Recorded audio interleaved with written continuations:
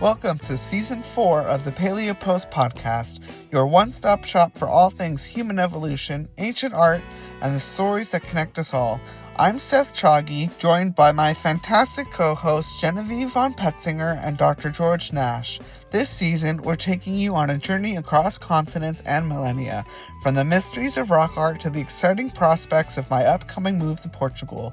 We'll be chatting with some incredible guests, diving deep into the art and culture of our ancestors, and exploring the cutting edge of paleoanthropology. So buckle up for this season full of discovery, fresh perspectives, and a few surprises along the way. Hit the subscribe button and join us as we uncover the secrets of our shared past and chart new paths for the future. Let's get started. Hello, everyone, and welcome back to the Paleo Post podcast. We are here, joined once again by the wonderful Genevieve von Petzinger and Dr. George Nash, our two co-hosts who join us through thick and thin as we travel through ancient human history, our past, and even into our future. Today, we have some wonderful, exciting topics to talk about. We're going to be having our friend, the Neanderthals, visit us, and we're going to be talking about them a great deal today. Lots to cover, lots of news about Neanderthals, and we're just going to have a blast. I'm going to hand it over to Genevieve to take us through our first story for the day, which takes us about 300,000 years into the past, where we will see just what is happening. Genevieve, how are you? So great, as always, right? I mean, this is the fun time every week. I was thinking this is like Paleo Post podcast, the Neanderthal edition. Almost. It feels that way when looking at the script for today. Yeah, except, okay, so here's the thing. So my story, I'm excited about it because it's out of China, and the site name is Gantangqing. And where this is, so basically it's the edge of a prehistoric lake, and they excavated a while ago a whole bunch of chunks of sharp pointed sticks and pieces of wood out of it. And they weren't able to date it, of course, because of the carbon limit, right, which is about 40, 50,000. But recently, of course, now they're able to use new dating methods, and they were able to date the sediments around what they found, and it's 300,000-ish years ago. So what these are is these sharpened pieces of wood, which were actually made using stone tools. They were digging sticks, so they were used to dig up different types of vegetable matters. I can't speak. So as opposed to the big thing they were saying was the whole meat eaters piece versus the fact that they were actually eating, flora as well, right? Not just the fauna. And the thing that I think I liked maybe the most about the story was, do you know what they found remains of in the site? Are you ready for this? Hazelnuts, pine nuts, grapes, and kiwi fruit. They had kiwi fruit in China 300,000 years ago, which I just thought was a really random note that I really liked. And I'm picturing eating them.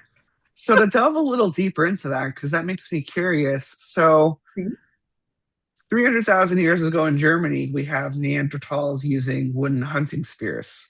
Now, are we able to tell the difference by residue analysis? Is that what we're doing to see that these were used for digging versus hunting, like in Germany? Or how do we know these were for flora? Yeah. Okay, I think it's a combination of things. First of all, I think use wear marks is how it's done. So the digging. Also, these are little. These almost look more like, so they're not spears. They're like shovels, basically. But it's more like they made pointy sticks and then they were digging with them. Now, in the article, they were saying that they were sort of the oldest digging tools that had been found. I'm not sure if they were referring to China, which would definitely be true, or they're referring to them being wood, which is also very true. But I did want to point out as well that we do have digging sticks made of bone going back 1.5 million in Tanzania and 2 million-ish in South Africa. So the concept of hominins digging things up is actually very old. The idea of them actually napping them, to shape them, I think the 1.5 million were also shaped. We covered that article earlier this year. It was from March of this year, and that was a big deal. But again, they thought they were digging up. So usually they're digging up tubers. I just like saying tubers. It's a fun word. Right. So which is something modern hunter-gatherers still do. Yeah, including with digging sticks, right? Like, so it's again, it's one of those things that it's like, it's such a logical thing to find, but also such a brilliant example of things that normally degrade. Because again, this was found in bog conditions that preserve wood. Mm-hmm. So it's more like, well, I think about the other story we covered it last year, the one with the almost was close to 500,000 for the like the wooden deck structure. Yeah. In by the waterfall. In I think it was Tanzania as well, wasn't it? Oh, it was Zambia. Yeah, it was Zambia. That's right. It was Zambia. Which intrigues me. So I think maybe there's more wood floating around than we realize. Pardon the pun. Since it's waterlogged. But you have to keep going. I know. I just had to do it. But that probably is older than we thought. But I think it just gives us another glimpse that we only know a very small piece of what happened based on stone. And every time we learn more, we learn and we're like, oh, were they doing that? We didn't know. So that would be, to me, is the cool part of that story. One of our fans who sends me plenty of very fun and interesting emails, just likes to chat, has recently read a book. I don't recall the title right now, but it's basically on how we probably use plant matter as the first tools. Weaving, baskets, things like that. And of course, that would not preserve at all through time and would leave no record archaeologically. But there's probably a whole plant age, like there was a stone age and a wood age probably as well. And it was just interesting to think about, what can you do with plants? Because you see, besides medicine, I'm not talking medicinal things, but just tools that you can make. And it's amazing what you can see people do. Like if you ever watch, some of those survival shows or whatever and see what people do with plants and whatnot, like you can survive. You can make spears out of bamboo and, you can, so it's interesting to say the least. Receptacles for carrying things like water. Mm-hmm. Yeah, exactly. George, I'm right here, right? Which is that with the stuff out of Asia, traditionally they've thought the reason why the tools seemed like primitive was because they had access to the materials, like because bamboo is really sharp, is it not? Exactly. Yeah. And it grows very, very quickly by the day. Yeah. So that it may just be, again, not that they're tool. It's just maybe they didn't need stone tools as much. But that's a really interesting concept. Think about chimps with their termite sticks, right? Random. I have to say this. It's off topic, but I just have to because George brought it up. Bamboo grows so fast that in ancient China, it was used as an execution and torture method where they would tie people down and place bamboo stalks under them, and they would literally grow through them. Oh, that's horrifying. How nice. Thank you for that thought. And I like to mention that agriculture ruined everything and made people mean. So you notice all these horrible, torturous things seem to happen after the birth of agriculture? Agriculture, stratification. Suddenly people are like the haves and the have-nots and all that sort of stuff. Yeah, for real, right? Absolutely. I can't imagine our. I mean, I have seen chimps eat a colobus monkey alive. So it's not the most pleasant thing. But with that or their said, own babies sometimes, So, but yeah. But they weren't intentionally trying to be mean. Maybe that's the difference. I don't think there's. That's the difference between humans and we're going way off course into philosophy there, but here's the difference between animals and humans, I think, and that's malice. Animals don't have malice. They're acting on instinct. They're acting on how they survive. Humans like to hurt people.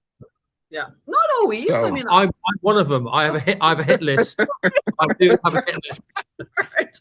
We were talking about it today. Right? And he's like, this person, right? Somebody. the different sides of humanity, if you will. The yin and yang. As we're in China. But no, I mean, yeah, that's actually a whole other really interesting topic. Hey, like, where do we start to see things like malice appear in the archaeological record? That'd be interesting. That's a very good question. Yeah. I'll have to pin that because I don't. Another time. I would love to talk about that sometime though, because I have ideas. But I think the big thing, so the whole point with our cool story out of China, I just was amazing. Also, we don't know if it's Neanderthals or Denisovans who did that. Right. Or could it, or what was the date you said? Or it could be late Homo erectus. It could be. With that date, it really could be. And that's the thing. People, it's a new idea that there were multiple species living on the same landscape in Africa. Yep. And yet we're still not thinking that the same thing happened in Asia, which we know it did. Yeah. But we're not thinking that way yet, as far as what I've been able to tell from the community. So, we had Erectus Denisovans, the Red Deer Cave people, which were just an offshoot of Homo sapiens. We've had different groups in Asia and their cultures, their way of doing things. We know so much more about what was going on in Europe and Africa than we do in Asia. Yeah. Well, I think it's the whole concept of, it's not like a relay race. It's not like one passes the baton to the other and then passes and dies. Yeah. You can have them all living. Well, Denisova Cave, right? Where we actually have Neanderthals and Denisovans living there together and having babies. Yeah. Right? And I mean, obviously humans and Neanderthals interacted and had babies too, and humans and Denisovans. So and I'm sure Erectus is probably in there somewhere as well. We just don't know. We just don't have their genetic material specifically yet to be able to. This week's science reports on 3 different species of human. I know I'm wandering off a little bit off the Neanderthal thing, but found in the cradle of mankind in South Africa, where we have Australopithecine, Homo erectus, and Paranthropus in the same cave at around about 2 million years ago. You got Erectus there as well. Yeah. So it's just it's something which we can talk about in another episode, but it just tells you about the crossovers and also the thoughts that we many years ago, where we thought that one preceded or succeeded the other, and it's probably not the case. We're probably looking at multiple species, even though we're the last species, last hominin on the planet. Exactly. It was probably the case that we had at the time, different species, I would say, mingling together, but they knew their presence. Yeah. And I mean, they may have as well. It's an interesting question, right? Yeah. To be like, we have. This over. We talked about it in a previous episode, I believe, and I know I did it on The Story of Us, where I interviewed Dr. Kevin Hatala, where he was doing the lead excavation at Turkana with the Leakeys, and they have those footprints where they're literally on top of each other of Homo erectus and Paranthropus boisei within moments of each other. And this is different than the Laetoli footprints, where they're a few kilometers apart. These are literally on top of each other. These hominins saw each other. They could have high-fived, like, as they walked by. Like, we don't know. What we do know is they survived together for hundreds of thousands, if not millions of years, meaning their ecological niches did not overlap. Although at some point something happened, whether it was ecological, climactic, or it could even have been disease. I mean, we don't know. No. Other species just died out.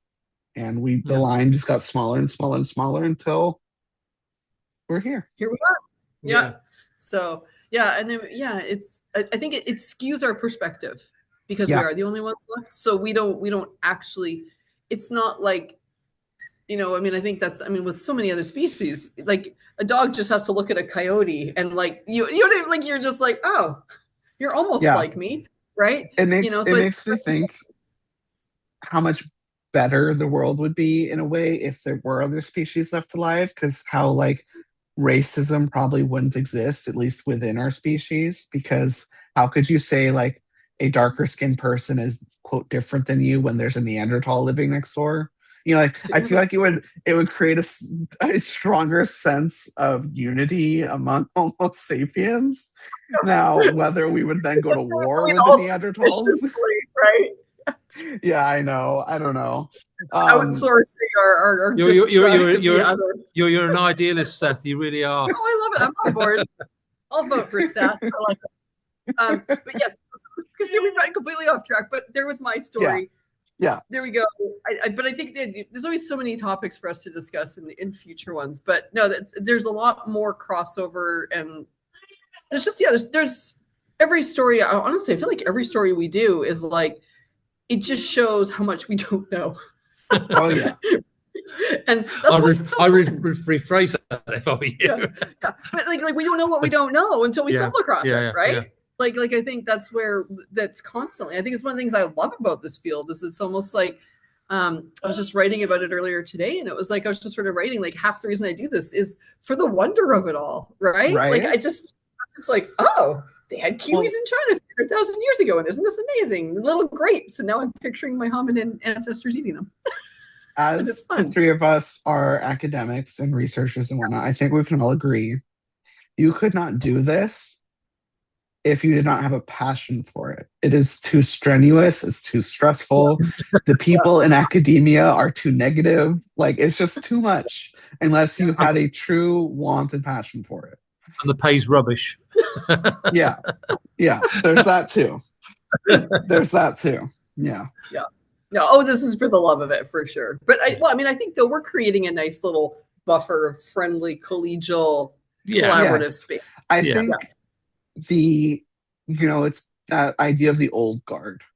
That's I was going to say the younger generations, I find a lot more collaborative. I think we've been brought up in a more collaborative environment. And so I think before, keeping your research to yourself was seen as how you got ahead.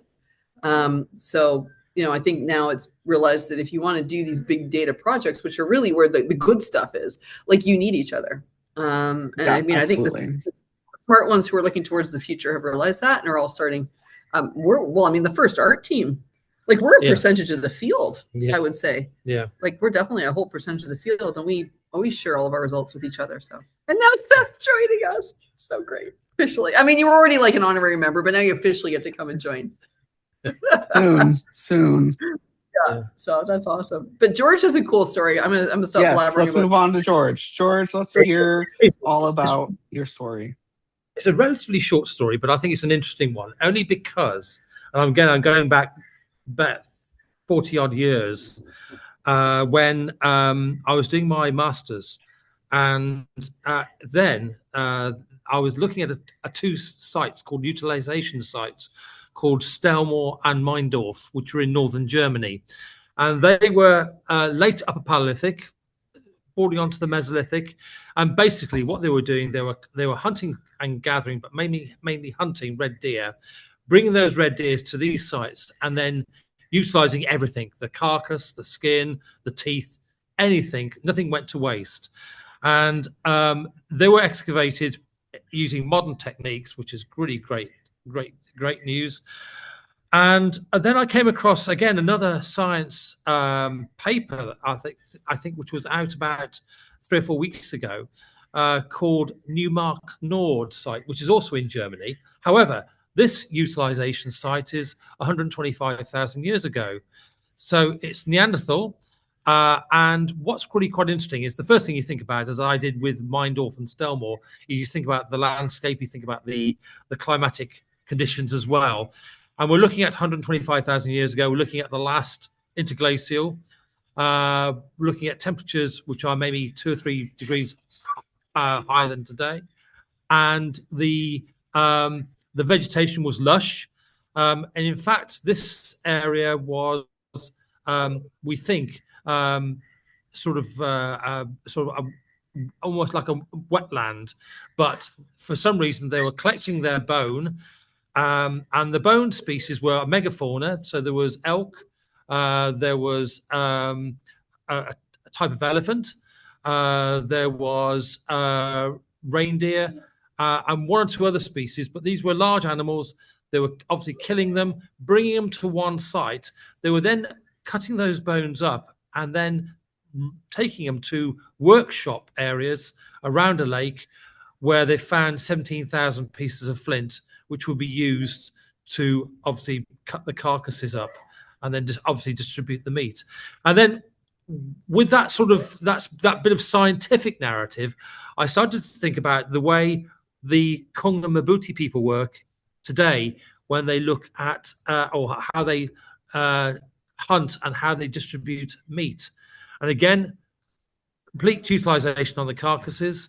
But what's lovely about the Kung and the Mabuti, but in particular the Kung, is that everybody who goes hunting has a specific role. So someone will make the feathers for the arrows, someone will make the points for the arrows, someone will make the stay for the arrows, and that ensures that you have a fair share of the meat. There's nobody going to be saying, well, I'm the elitist, I'm taking the lion's share of it. You dish it out fairly and squarely. And I'm just wondering, it's just a lovely story. I can't prove it, of course, but it'd be a lovely story if that sort of thing was happening with Neanderthals 125,000 years ago. So that's the story. Like I say, the results of that excavation are now out. It's now in science, and well worth a read. I just wanted to add, because that triggered something in my mind when you were talking about the elephants. So these are the ones. There was a story. Was it last year they came out with exactly what you were saying, that it was huge. Like it was an aggregation site. Yeah. Because an aggregation site is one where multiple tribal groups or multiple family groups or whatever are all coming together on the landscape. And so Neumark Nord, this is the same site, right? Yes. Okay. Yeah. And so that these were one of the things they were hunting. This is where exactly 125,000 years ago. So obviously it must be the same site, same set of people. Yeah. This was those first really big hunts that they reported on. I think it was last year. And they were talking about, these are the crazy big elephants that weighed up to 13 tons. And we're shoulder height at over 4 meters. Oh no, they're flipping huge. I saw a photo of somebody standing next to it. They came up to its knee.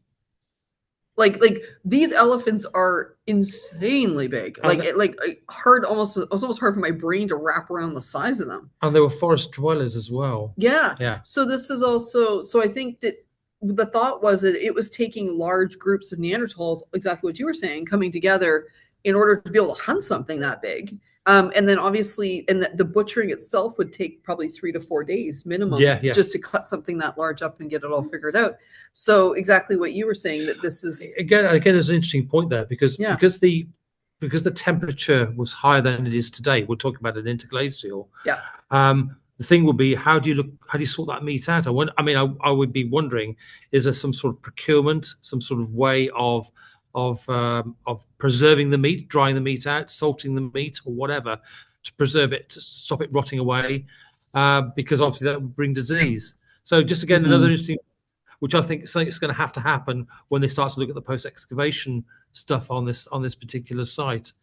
But again, it brings me to another point. I had the pleasure of working in Jersey many, many years ago. And I know there's a guy called Matt Pope at the moment who's working in Jersey on the Le Cotte and Brillard site, which is a coastal site, but during the last interglacial, around about 120, 130,000 years ago, it was part of a much larger landmass, which was attached to northern France. And there we have evidence of a stampede site whereby mammoth is being driven over these cliffs. They're obviously falling to their deaths. And they found, I can't remember, but I think it's around about 30 to 40 carcasses, but the remains of mammoth at the bottom of this cliff face. So they were obviously being corralled and stampeded over. That's an awful lot of meat to sort out. So I would think they would have to be thinking a way of procuring that meat once the animal had been cut up. That's a really good point. I mean, I think you can smoke it. Do you think they were smoking the meat? That's an interesting question. I don't know how old, because of course all these soft tissue things, going back to our wood thing, actually transitions nicely.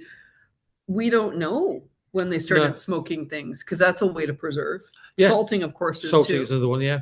But I mean, I don't know when they figured salting. But also burying the meat as well. Again, looking at the anthropological evidence, you got in the Hagen Mountains in Papua New Guinea, where pig in particular are cooked, but also buried in the ground, and they're wrapped in large leaves. Although I don't suppose Jersey or northern Germany had large. Oh, they may have done 125,000 years ago. But it could be the case that they are being buried. This meat is being buried and then brought out when it's needed. How long can you bury meat for without it going bad, though? I imagine not too long. No. But it could. Well, let me give a point. I actually know a little bit about this, oddly enough, because I'm a man of many weird facts. So in Iceland, one of their delicacies is shark meat that you bury and leave for years. You take it out and it's rotten, and you can eat it. It's edible, and it's a delicacy. And you can eat it. Yeah, you can. You're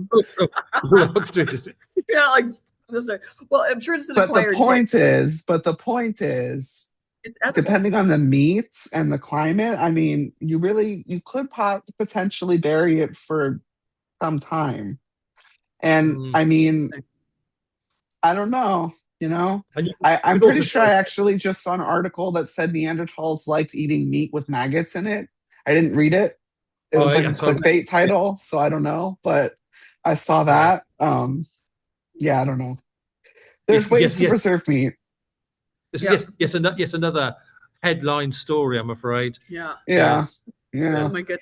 Yeah. Well, and I think yeah, there's so much to think about there. But yeah, the preservation of meat is a really good question. Because again, when you're doing these bulk hunts, how do you deal with it then in order to preserve it for any period of time? Because that was the idea with the site that George just mentioned in Germany, was they thought it was an aggregation site where, once a year or whatever, like the folks would come together and all do this big group hunt because it was so dangerous to hunt those elephants.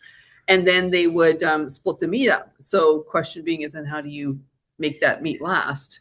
Unless you have, as you say, it's an aggregation site where you have lots of communities coming together, and it's maybe a big feast goes with it, and they just and that meat for a few days. Well, that fits in nicely with the anthropology because, like I say, in Papua New Guinea, you've got what we call the mocha, which is basically when you get the tribal groups of the Hagen Mountains and the Hagen Highlands together to talk peace or talk whatever they want to talk, but it's usually involved a lot of people. And this is where they bury the meat. They cook the meat over a very slow period, and then they sit around and talk turkey. Well, they talk pig, but they talk turkey. It's another bad pun. Don't start me off. We like the bad pun side of our heads here. We're doing well. There's a comedy duo here. Oh my gosh.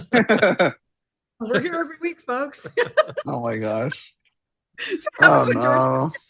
We're in trouble. We're taking bookings. Neanderthal walks in the bar. See, we can keep going.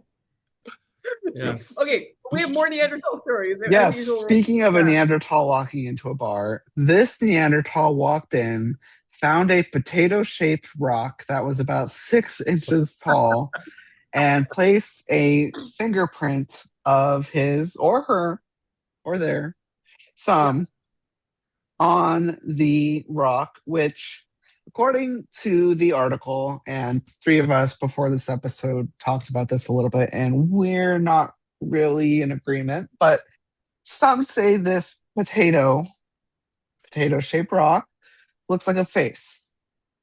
What would it have looked like to a Neanderthal? Well, again, we have to go back into Neanderthals were different species. They see the world like we do. Would they have seen it the same? Would they have seen it differently? Did they see a face, or was this a potato that they put their fingerprint on?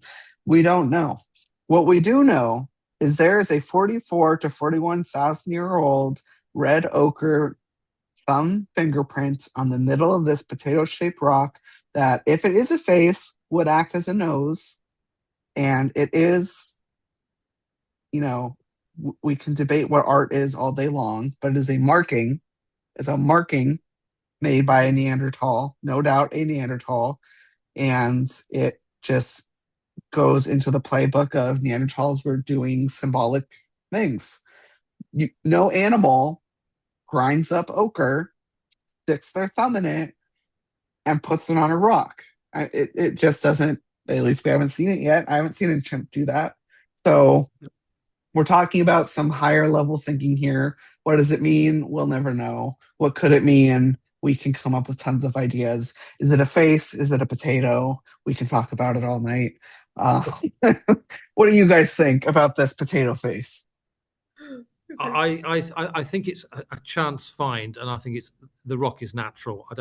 I mean, I'm going to give Neanderthals the credit they deserve, and I think between 40 and 60,000 years, and maybe before, they had sophisticated ways of communicating, either through voice, song, music. We got evidence of music.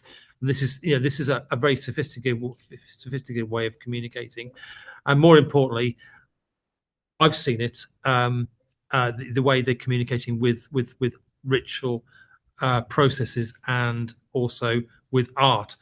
I mean, I'm just thinking about Monteverso in Spain, where you got the handprints. I mean, that takes a lot of sort of thinking about where you're going to put those handprints. And I just think, I mean, but then contrary to that, what I've just said, I've been dealing with a site called Nab Head in southwest Wales, which is Mesolithic. So between 4,000 and 10,000 BC. This is more towards the end of the Paleolithic, early part of the Mesolithic. So around about 9,000, and you've got there a stone which looks like a Venus figurine. Okay, and I think it is actually an intentional piece of stone which has been worked and smoothed to create that figurine. However, there are people still thinking about it. It's actually just a natural piece of stone. So I think the jury's out. For me, the jury is out. But I think with that particular potato-like looking stone, I'm going to call it potato head. Yes. I think it's a little bit far-fetched. I like the fingerprint, fantastic. Oh yeah, and it looks very intentional. We're looking at a picture of it right now. Yeah. Us looking down. It's very intentional looking, and it's centered on the rock. Like yes, I don't think so. I don't think it was an accidental. Like I have ochre in my hands and I picked up the rock. I mean, it's possible because if it was a thumbprint, there could have been fingers underneath, and they could have picked the rock up and just put their thumbprint on it. But it is pretty clear and pretty well positioned. And there's no ochre on the rest of it. You think there'd be smearing or something. Right? There wasn't any. So it's just that one very intentional piece. I was sort of in my head, I was thinking about, I was like, maybe this was actually like an abstract, mixed media piece by a Neanderthal who was like, express like the misery of like Paleolithic life at the LGM or something. Like not the LGM, but I guess it was the one before that. That was cool. But I was kind of giggling. I was like, maybe it could be incredibly complex. We have no idea. And that's the thing. Yeah. If it was a face, the potato head looks very, very miserable. It's a sad potato. It is a sad potato. It is a very sad potato. It's just not very proportional. Like I think it's, and again, we love you researchers who did this. We're not trying to slam your, do you know what I mean? Like, I think but it is kind of funny that but I think, do you know what though? I think so much of this goes back to, it feels like it's such a fight to get anybody to take Neanderthals seriously sometimes. It still is. It still is. Maybe part of it, because in the article as well, they were talking about, this is evidence of them behaving in symbolic ways. And it's like, dude, they've got feathers at like 120,000, they've got ochre curation, they've got Brunickel where they're, they're doing so many things that are so symbolic. Like this adds to the repertoire, right? But this is not an anomaly anymore. And I think maybe this is where I feel like we need to start shifting the conversation. Like it's not weird to see Neanderthals using ochre to do something. Oh, we absolutely need to. And as someone who deals, with the social media side of things so much, it's amazing to see the variation in what people understand and think. There's people who I'll make a post about what you just said, describing how we need to understand this about Neanderthals. Oh, doesn't everyone? That's so stupid. Why are we talking about this? We know Neanderthals do that. Okay, well then why are there all these people still saying that Neanderthals don't make art and don't, like, no, it is not. Well, for most researchers, it's a settled debate. There are some researchers still out there, I'm not going to name names, who think Neanderthals did nothing. I don't know how they come to those conclusions, especially in their position. but they do. And on the other side of things, we have all this evidence that they were very complex, abstract thinkers. And I think the story is just going to open up more and more. And the more we learn about them, the more we'll realize they were very much like us and not so different. But I do think, just real quick, I do think it might be impossible, unless we ever resurrect one, if that's ever a thing, to truly understand their point of view. Like, as a Homo sapien, I don't think we could ever truly understand how another hominin species sees the world. I just don't see how we could do it. Unless we start to find rock art, in particular rock art, and any other symbolic repertoire of material, which is in really good condition and gives a story that we would get from, say, somewhere like Lascaux or from Chauvet or from Altamira, for example. I mean, that's what we're looking for. But just put ourselves into this position. I'm of an age where I remember that, that my professors were telling me there was no such thing as Neanderthal art. There was no such thing as Homo sapiens inhabiting the glacial parts of northwestern Europe, but they did. So all those two myths have been turned upside down within the last 40 odd years. With some of them within the last 20. When I was an undergrad, I mean, there was still a lot of that stuff, but it's still fairly entrenched. So it's funny. It's I think, this is where, I mean, I just had a paper accepted. George is actually a co-author on the paper, which we're giving at a conference in Indonesia in the fall, specifically talking about the fact it's time to create a Neanderthal art tradition and to actually start splitting it off from the other geometric markings. And then how would we do that? I'm enthralled. I'm utterly... Yes. Well, as you're moving into again, this is more like a call to action piece. Yeah. So this is more like we're going to do kind of like the first, let's get really serious about this conversation, and actually talk about because at this point, I mean, anything above 30,000 years old, art-wise, could be Neanderthal. Right. It could be. So this is where we don't, defaulting to everything being Homo sapien is no longer appropriate. I've been in enough sites now where I'm fairly certain that there's Neanderthal art in those caves based on the presence of Neanderthals and also certain things which repeat at multiple sites, which I think are and they're different. I think they're Neanderthal motifs. They were very specific choices of their own as well. I've seen it in caves. And then there's all the portable pieces, right? So where this is the very first step in that process. I'll share the abstract with you afterwards, Seth. Perfect. And let's about that. Let's throw another card in there. Let's say we find 30,000-year-old art in Asia. Was it modern humans, Neanderthals, or was it Denisovans? Yeah. What is Denisovan art? Is that a thing? We don't. I'm still, I wish the situation in Russia was not what it is right now, because I would love to go into Denisova with D-Stretch. Yes, yeah. Denisova Cave in D-Stretch. I'm sure. With how long that place was occupied. Please take a look at the walls really well, because there's ochre in the layers there.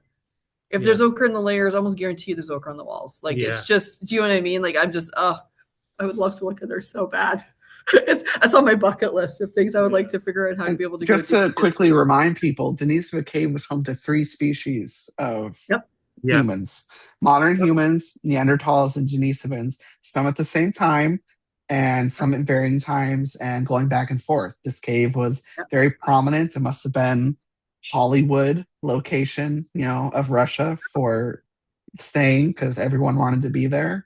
And this was where actually it's called, that's where Denisovans got their name. The pinky bone was discovered in Denisova Cave in the early 2000s, I want to say. I'll ask a question to both of you, because it's just something which is bugging me. Okay. We, as archaeologists and anthropologists, we've tended to classify, because we're typical of archaeology, we like things to be put in nice nice compartments. We've got Neanderthals here, we've got Denisovans here, we've got Neanderthals here. When we start to see the idea or the evidence of interbreeding, okay, when the offspring are born from the interbreeding, they are, I would say, half and half. Would you say? Yeah. Half human, half Neanderthal. Yeah. And so there must be quite a massive transition period in terms of time, wherever you were in the Neanderthal world, when they were under threat, not physically or mentally under threat, but being pushed back. Like population threat. The population threat. Yeah. Maybe of 4,000 or 5,000 years, depending on where you are within the Neanderthal world, when you were neither human nor Neanderthal.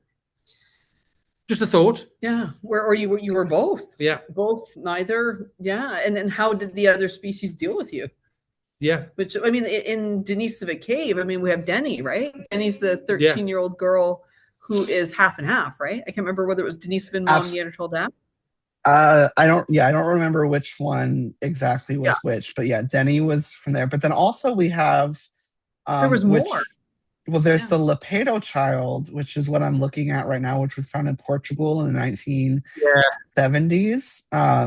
And it has morphological features of a Neanderthal and a modern human. However, it dates to only 24,000 years ago, which Neanderthals went extinct supposedly around 40,000 years ago. So where did this, I think 4-year-old? That was an enclave, one of the last enclaves for Neanderthals. Yes. So that's very possible. To survive. They moved from Westall right down into Gibraltar. Yeah. So how do we? This is good. This is actually the thing I wanted to bring up about the fingerprint was that they did Nicole, and again, this is like when I was an undergraduate, they still talked about Neanderthals going extinct more like 30,000 years ago. Yeah. When did we bump it back to 40,000? I think was my question. And in a way, I wonder, I mean, maybe this is the equivalent of conspiracy theories in the paleoanthropology world. But I wondered, as we started finding more art that was further back, if they started trying to push the Neanderthals back farther, so they were like, no, it could have been the humans. You're okay. But when it used to be more like I recall being told that Neanderthals went extinct by 30,000 years ago, and now we're talking more like 40,000. So what has changed? Is it just better dating? No. What it is, I think, is because we've now got refined dates on modern humans coming into Europe so much earlier. That's part of it. Yeah. And that's part of the problem, that is, because I remember Alistair Pike looking at the 9 caves up in northern Spain, and El Castillo. He made the remark, and I agree with exactly what he said. He said we could be looking at Neanderthal art here rather than modern human art. And I can't remember the dates, but it was pretty early. 40,800. 40,800. And I think it is. I know that art. I've spent a lot of time in El Castillo, and it's one of the caves where I'm fairly convinced that there's a Neanderthal layer underneath the Homo sapien layers. Yeah. And I think I'm sure I know which. Like it's. So I mean, I think that's where. Yeah. We all know how accurate ChatGPT is, but according to Chat, Neanderthals' last stand was in Gibraltar, as George mentioned, 37,000 years ago. Okay. Roughly, they went extinct in Western Europe 40,000 years ago, Eastern Europe 45,000 years ago, and in the Middle East 50 to 60,000 years ago. Interesting.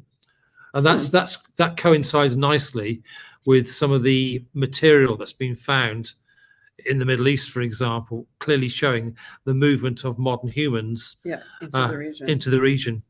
Right. Yeah. But there must be a big transition time when you've got interbreeding going on, and you're neither, and if you were offspring, you're neither human, nor modern human, nor Neanderthal. And maybe you were regarded as something else. I mean, we have it in anthropology.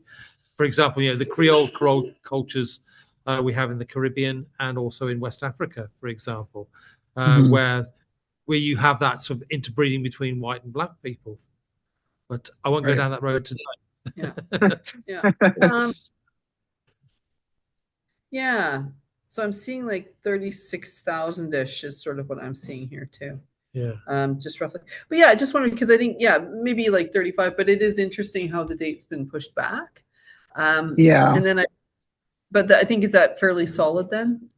Which it's funny, hey, all the things that you know, and then suddenly I'm like, wait, I actually don't know this. Like, I know, exactly.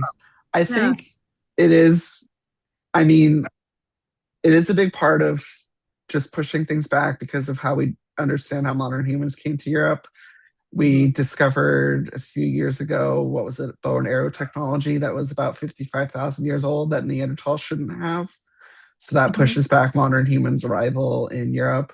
So, I mean, that extends the period of time that they would have been coexisting, which makes it less likely that modern humans were responsible for their extinction.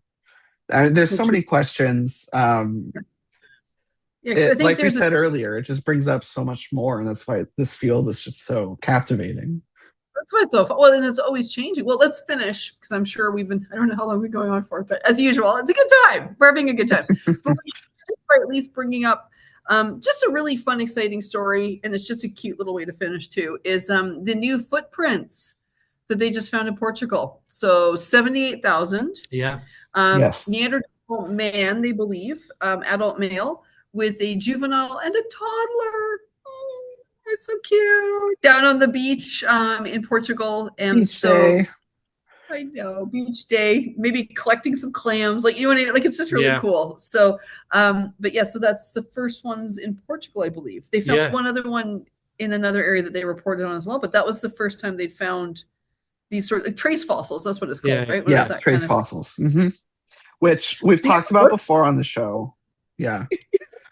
I love trace fossils. Truly, I do. Because, you have this, and this is a skull, and that's cool. It tells you a lot about the individual.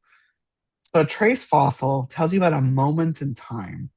Exactly. Something action, something that happened. Like you said, they could have been collecting clams. They could have been doing whatever. We can actually picture a scene, an action, like I said, a moment of time that our ancestors or our relatives lived.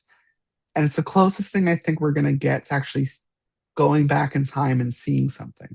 Bones are great, fossils are great, but they only show you what happened at death and after, unless, of course, using forensics, then you can kind of see what happened during their life, but that's a different story. But trace fossils and then like rock art and art, that's what shows life. The living. In the past. The living. It shows the living that was going on. And to me, that's just, trust me, I love my fossils and 3D prints, but things like that are just so much more fascinating. It's what makes the world come alive, right? I mean, exactly. It's moments like that kind of like, I'm like, you're right. It's like dad and like the kids are out. Like, exactly. So I mean, you can picture it. It's just beautiful. It's a beautiful moment to think of. And like, as a new father, like I'm thinking like, well, there's this Neanderthal dad walking with his toddler. Like how cute. It's relatable. It's relatable. Yeah. Well, it makes them three-dimensional in a very different way. Exactly. So, and then from an actual, like data point of view, George, you were pointing out earlier when we were talking about it that, of course, it also helps us understand sort of like, what did a family group maybe look like? What was like family units, things like that. Sort of being able to understand, who was hanging out with who and doing what, and so again, it's fun to see that. But there is a lovely Mesolithic, just a very, very quick story. But in the Severn Estuary, Martin Bell's team back in the 1980s uncovered footprints of two adults and a child in between. So obviously they're holding the child's hand, and they may have been skipping through the mud flaps at the time, and that's you say that's caught in a moment in time. You can almost, in fact, if you were if you did sort of computer aided design and reconstructions, you could easily replicate that picture, because that's something that I and you have done time and time again. Well, you could probably even replicate like stride, and especially using AI. You could probably figure out who was running, who was walking, like was somebody skipping? Like, I was just thinking that. Yeah. Swinging the little person along, like, do you know what I mean? Like, you could probably actually figure some of that on stuff the count of three. 1, 2, 3. Oh, I've done it. Yeah. Yeah, So, it's truly amazing. I know. It just tells you what we're talking about. We're talking about something which is human or hominin. Yeah. Which is important. Yeah. As opposed to being an animal. Yeah. And I think also I was thinking too that in these troubled times in the world, I think we need more happy beach moments of Neanderthal dad. We do. Yeah. We do. We absolutely do. If we could all just be the Neanderthal on the beach right now. Exactly, right? Yeah. So no, and I think that's so great. Yeah. And I think that is a wonderful place, a wonderful image to end this episode on. A glimpse on the wonderful coast of Portugal, looking out over the setting sun as we walk across the beach with our offspring. And with that, we will say goodbye. Please like, subscribe, and share if you enjoyed this episode of the Paleo Post podcast. We had such a blast bringing it to you, as we always do.